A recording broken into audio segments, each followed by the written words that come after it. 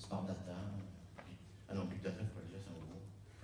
On n'a pas le droit de le dire, je suis désolé de ne pas le dire. Parce qu'il y a aussi des effets de mode dans nos métiers, mais s'il y avait quelque chose qui n'est pas un effet de mode, c'est la data. La data, c'est vieux comme le monde. A priori, dans la préhistoire, il y avait la data, les traces qui étaient laissées dans les grottes, c'est la data, c'est des signaux, c'est l'information.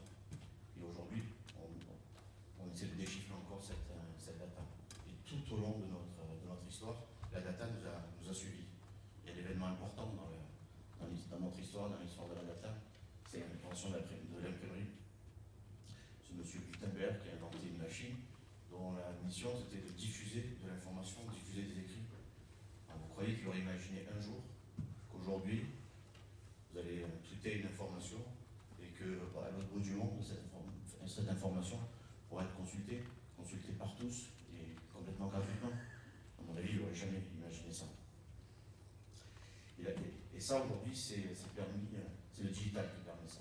En fait, le couple data plus digital, c'est explosif. Le digital, déjà, ça produit énormément de data, des analytics, et en plus, ça permet de booster la data, de la diffuser le plus largement possible. Donc aujourd'hui, la data, c'est un vrai sujet dans le monde du marketing, et c'est pour ça qu'on va vous parler de ça aujourd'hui.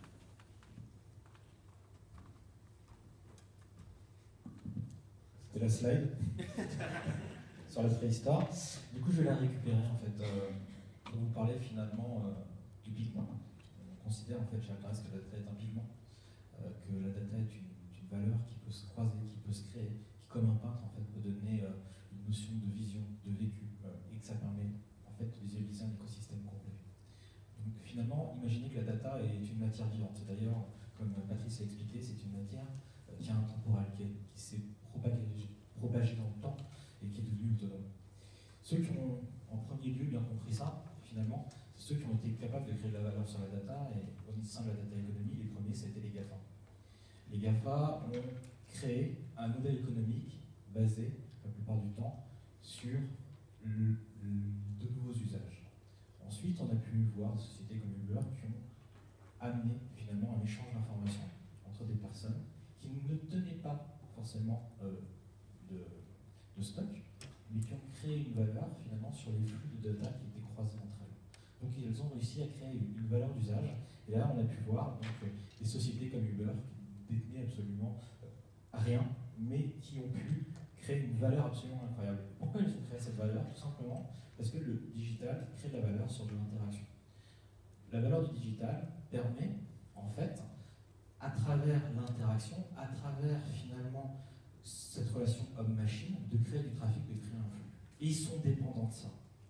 Quand on amène la data, et ce qu'on a présenté, on amène en fait une valeur qui est basée sur la connaissance. Une valeur qui est basée sur une connaissance intemporelle. Et c'est pour ça finalement que si le digital a amené un amont de data absolument incroyable, on se rend compte que tous les autres acteurs de l'économie qui bénéficient d'un patrimoine, qui bénéficient d'une connaissance, vont grâce à la data valoriser certaines choses. Et par rapport à ça, le croisement finalement du digital et de la data va amener une nouvelle économie qui est basée sur l'algorithmie, qui est basée sur le prédictif, et qui va venir complètement révolutionner un certain nombre de domaines.